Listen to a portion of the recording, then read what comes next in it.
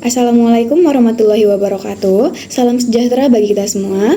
Perkenalkan, kami dari kelompok 1 akan menjelaskan hasil dari praktikum yang telah kami lakukan, yang dimana tujuan praktikum ini yang pertama itu untuk membuktikan hukum kekekalan massa atau hukum Lavoisier. Nah, yang kedua untuk menentukan perbandingan mol zat yang bereaksi sesuai dengan hukum perbandingan tetap atau yang biasa kita sebut dengan hukum Proust. Nah, tanpa berlama-lama lagi, langsung saja materinya akan disampaikan oleh rekan saya. Pada percobaan satu kali ini, kami membuktikan hukum kekekalan massa oleh Lavoisier. Alat dan bahannya bisa dilihat pada slide ya. Kami melakukan 2 kali percobaan untuk membuktikan hukum ini. Yang pertama itu menggunakan larutan barium klorida dengan natrium sulfat. Yang kedua itu menggunakan larutan barium klorida dengan kupri sulfat. Pertama-tama, kami menyiapkan tabung Y dengan sumbat gabus. Yang kosong itu mula-mula ditimbang. Setelah itu, kami memasukkan kedua larutan ke dalam kaki kanan dan kaki kiri, kemudian ditutup dan ditimbang. Setelah itu, kedua larutan ini dicampurkan atau direaksikan. Setelah bereaksi, kami timbang kembali.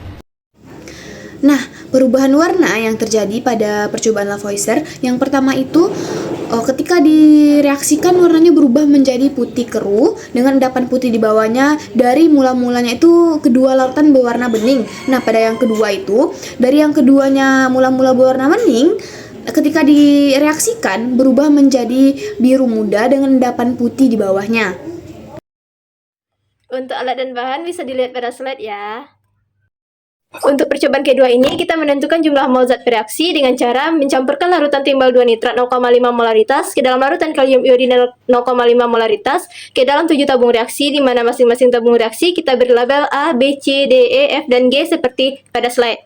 Setelah itu kita kocok dan kita tunggu lebih kurang 20 menit sampai endapan turun semua, dan setelah itu kita mengukur tinggi endapan yang terbentuk. Endapan yang tertinggi terbentuk pada tabung C dan endapan yang terendah terbentuk pada tabung D.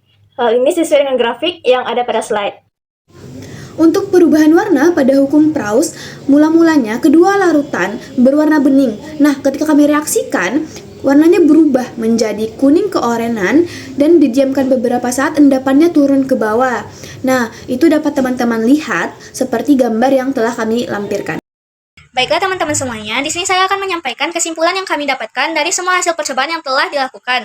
Pada percobaan 1, yaitu menghitung massa zat-zat pada reaksi kimia larutan barium klorida dengan natrium sulfat dan larutan barium klorida dengan tembaga 2 sulfat, di mana didapatkan hasil penimbangan masing-masing larutan sebelum dan sesudah direaksikan itu sama, sehingga hal tersebut membuktikan kebenaran dari hukum kekekalan massa atau hukum Lavoisier.